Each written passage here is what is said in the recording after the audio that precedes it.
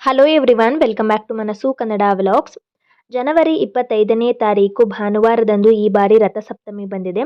ರಥಸಪ್ತಮಿಯ ದಿನದಂದು ಸೂರ್ಯದೇವನ ಪೂಜೆಯನ್ನು ಮಾಡಬೇಕು. ರಥಸಪ್ತಮಿಯ ದಿನದಂದು ಸೂರ್ಯದೇವನ ಜನನವಾಯಿತು ಅನ್ನುವ ನಂಬಿಕೆ ಕೂಡ ಇದೆ.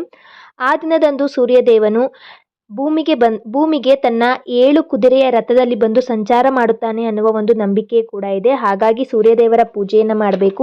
ಈ ಸೂರ್ಯದೇವರ ಪೂಜೆಯನ್ನು ರಥಸಪ್ತಮಿ ದಿನದಂದೇ ಅಲ್ಲ, ಪ್ರತಿದಿನವೂ ಕೂಡ ಮಾಡುವುದರಿಂದ ಆರೋಗ್ಯ ಭಾಗ್ಯ ಹೆಚ್ಚಾಗುತ್ತದೆ. ಸೂರ್ಯನ ಕಿರಣಗಳಲ್ಲಿ ವಿಟಮಿನ್ ಡಿ ಹೆಚ್ಚಾಗಿ ಇರುತ್ತದೆ. ಅದು ನಮ್ಮ ದೇಹಕ್ಕೆ ಬೇಕೇ ಬೇಕು.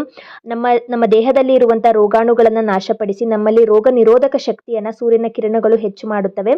ಈ ಬೆಳಗ್ಗೆ ಮತ್ತು ಸಂಜೆ ಸಮಯದಲ್ಲಿ ಬರುವಂತಹ ಸೂರ್ಯನ ಕಿರಣಗಳಿಂದ ನಮ್ಮ ದೇಹದಲ್ಲಿ ರೋಗ ನಿರೋಧಕ ಶಕ್ತಿ ಅನ್ನೋದು ಹೆಚ್ಚಾಗುತ್ತದೆ. ಆರೋಗ್ಯ ಭಾಗ್ಯ ಕೂಡ ವೃದ್ಧಿಯಾಗುತ್ತದೆ. ಕಣ್ಣಿಗೆ ಕಾಣುವ ಪ್ರತ್ಯಕ್ಷ ದೇವರು ಎಂದರೇನೆ ಸೂರ್ಯದೇವ. ಹಾಗಾಗಿ ಪ್ರತಿದಿನವೂ ಕೂಡ ದೇವರ ಪೂಜೆಯನ್ನು ಮಾಡಿ ಸೂರ್ಯದೇವರಿಗೆ ನಮಸ್ಕಾರವನ್ನ ಮಾಡಬೇಕು.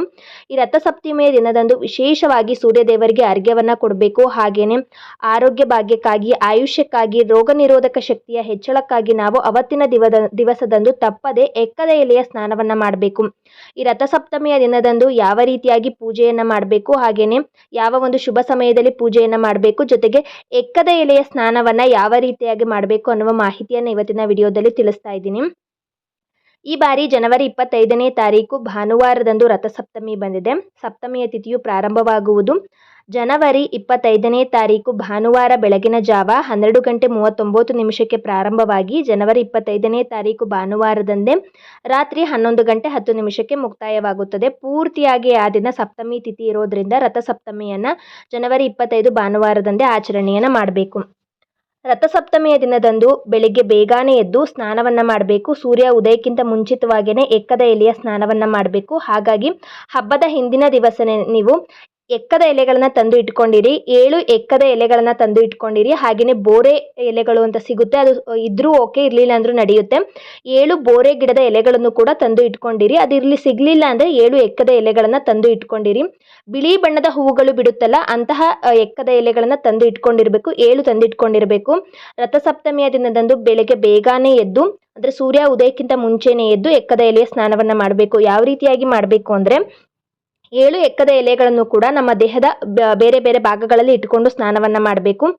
ಒಂದನ್ನು ತಲೆಯ ಮೇಲೆ ಇಟ್ಟುಕೊಳ್ಬೇಕು, ಇನ್ನೊಂದನ್ನು ಬಲಭುಜದ ಮೇಲೆ, ಇನ್ನೊಂದನ್ನು ಎಡಭುಜದ ಮೇಲೆ, ಮತ್ತೊಂದನ್ನು ಬಲಮಂಡಿಯ ಮೇಲೆ, ಇನ್ನೊಂದು ಎಡಮಂಡಿಯ ಮೇಲೆ, ಇನ್ನೊಂದು ಬಲ ಪಾದದ ಮೇಲೆ, ಇನ್ನೊಂದನ್ನು ಎಡಪಾದದ ಮೇಲೆ. ಈ ರೀತಿಯಾಗಿ 7 ಎಕ್ಕದ ಎಲೆಗಳನ್ನು ನಮ್ಮ ದೇಹದ ವಿವಿಧ ಭಾಗಗಳಲ್ಲಿ ಇಟ್ಟುಕೊಂಡು ನಾವು ಸೂರ್ಯ ಉದಯಕ್ಕಿಂತ ಮುಂಚಿತವಾಗಿಯೇ ಸ್ನಾನವನ್ನ ಮಾಡಬೇಕು. ಇದರಿಂದ ಕೀಲು ನೋವಾಗಿರ್ಬೋದು, ಹಲ್ಲು ನೋವು, ಹಾಗೆಯೇ ಹೊಟ್ಟೆ ನೋವುಗಳು ಕೂಡ ಪರಿಹಾರ ಆಗುತ್ತೆ. ಹಾಗೆಯೇ ಈ ಎಕ್ಕದ ಎಲೆಯಲ್ಲಿ ಔಷಧೀಯ ಅಂಶಗಳು ಇರೋದ್ರಿಂದ ತುಂಬಾನೇ ಆರೋಗ್ಯ ಭಾಗ್ಯ ಕೂಡ ಇದೆ. ಹಾಗೆಯೇ ಪಾಪಗಳು ಕೂಡ ನಾಶವಾಗುತ್ತವೆ ಅನ್ನುವ ಒಂದು ನಂಬಿಕೆ ಕೂಡ ಇದೆ. ಸೂರ್ಯ ಉದಯಕ್ಕಿಂತ ಮುಂಚಿತವಾಗಿಯೇ ಎಕ್ಕದ ಎಲೆಯ ಸ್ನಾನವನ್ನ ಮಾಡಬೇಕು.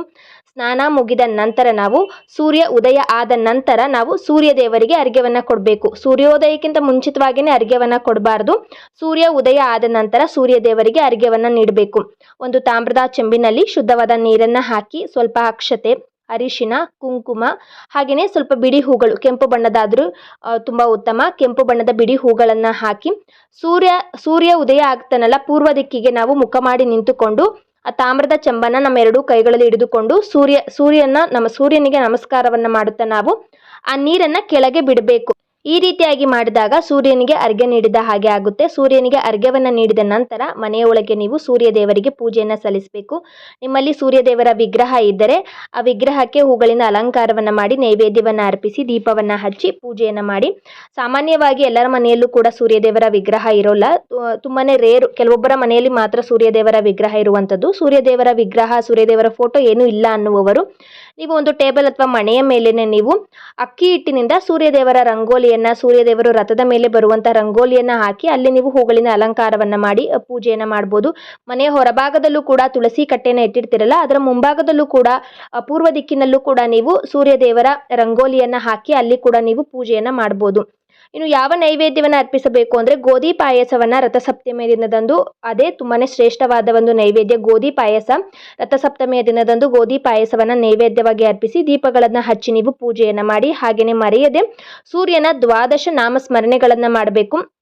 ಈ ಸೂರ್ಯನ ದ್ವಾದಶ ನಾಮಸ್ಮರಣೆಗಳನ್ನು ನಾವು ರಥಸಪ್ತಮಿ ದಿನದಂದು ಮಾಡುವುದರಿಂದ ಸರ್ವ ರೋಗಗಳು ಕೂಡ ನಿವಾರಣೆ ಆಗುತ್ತವೆ. ಹಾಗೆಯೇ ಗೋಧಿ ಪಾಯಸವನ್ನು ನಾವು ನೈವೇದ್ಯವಾಗಿ ಅರ್ಪಿಸಿ ನಾವು ಕೂಡ ಸೇವನೆಯನ್ನು ಮಾಡೋದ್ರಿಂದ ಕೂಡ ನಮ್ಮ ಆರೋಗ್ಯಕ್ಕೂ ಕೂಡ ತುಂಬಾ ಅದರಿಂದ ಲಾಭಗಳು ಕೂಡ ಇವೆ. ಈ ರೀತಿಯಾಗಿ ರಥಸಪ್ತಮಿಯ ದಿನದಂದು ತುಂಬಾ ಸರಳವಾಗಿ ನಾವು ಎಕ್ಕದ ಎಲೆಯ ಸ್ನಾನವನ್ನು ಮಾಡಿಕೊಂಡು ಹಾಗೆಯೇ ಸೂರ್ಯದೇವರಿಗೆ ಅರ್ಘ್ಯವನ್ನು ಕೊಟ್ಟು ಸೂರ್ಯದೇವರಿಗೆ ಪ್ರಿಯವಾಗುವಂಥ ನೈವೇದ್ಯವನ್ನು ಅರ್ಪಿಸಿ ಪೂಜೆಯನ್ನು ಸಲ್ಲಿಸಬಹುದು.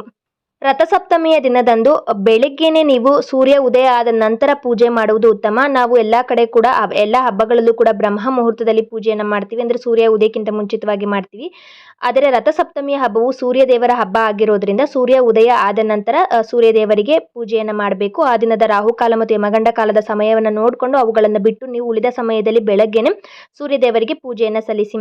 ಈ ಮಾಹಿತಿ ನಿಮಗೆ ಇಷ್ಟ ಆಗಿದ್ರೆ ಮನಸ್ಸು ಕನ್ನಡ ವ್ಲಾಗ್ಸ್ ಚಾನಲ್ಗೆ ಸಬ್ಸ್ಕ್ರೈಬ್ ಮಾಡಿಕೊಳ್ಳಿ.